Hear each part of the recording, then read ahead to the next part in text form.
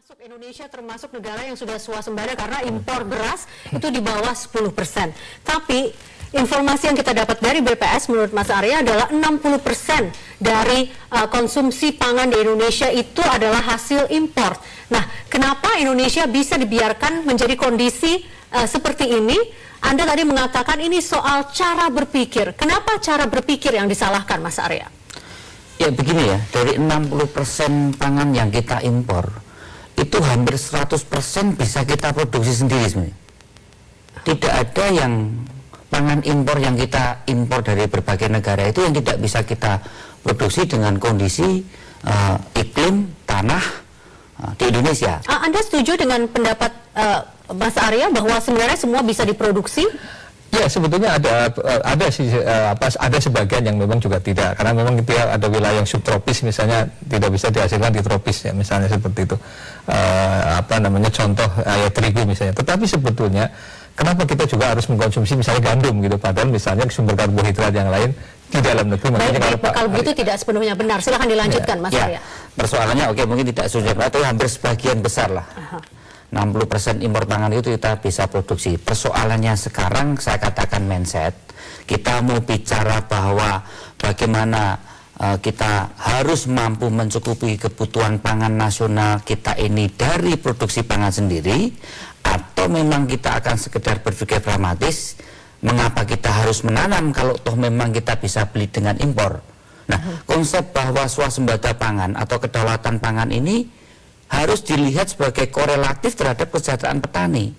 Bukan hanya ketersediaan pangan nasional, bukan hanya keberadaan pangan nasional, tapi bahwa kalau kita swasembada pangan dengan mampu memproduksi pangan nasional, itu sama dengan juga bagaimana ada peningkatan kesejahteraan petani. Itu yang pertama.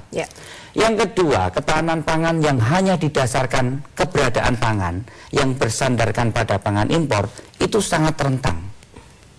Pak Sus tahu sendiri, kita pernah mengalami harga kedelai yang sangat atraktif, liar dan tak terkendali, sehingga hampir makanan tahu tempe kita ini mengalami harga yang luar biasa. Jadi ketergantungan pangan terhadap pangan impor itu sebenarnya ketahanan pangan yang lemah. Beda dengan ketahanan pangan yang didasarkan atas kedaulatan pangan. Ini akan mengalami satu ketahanan yang benar-benar firm, tidak akan tergantung. Misalnya pernah kasus kenapa harga kedelai melambung, harga jagung melambung, karena harga minyak bumi meningkat jauh melesat, sehingga terjadi konversi food menjadi biofuel, ya kan? Di kantong-kantong pangan dunia. Sehingga kita mau impor gula, mau impor kedelai, mau impor jagung, mereka mengubah semua menjadi energi. Akhirnya kita mengalami suatu harga pangan yang melonjak begitu tinggi dan tidak mampu masyarakat kita mengkonsumsi karena harga yang demikian tinggi, karena harga impornya pun sudah tinggi. Nah, mindset inilah yang harusnya saya katakan. Lahan kita punya, iklim kita tidak terlalu buruk ya. Dari seluruh pangan yang kita impor, itu bisa kita lakukan. Ya. Memang sekarang ada perubahan cara berpikir dalam kondisi pasar bebas.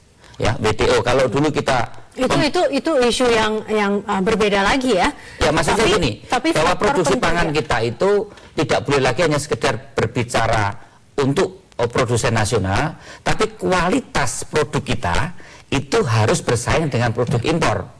Jadi Pak Sus bisa memproteksi jeruk yang berkualitas rendah untuk tidak masuk Indonesia, karena Menteri Pertanian minta kita punya standar jeruk yang seperti ini.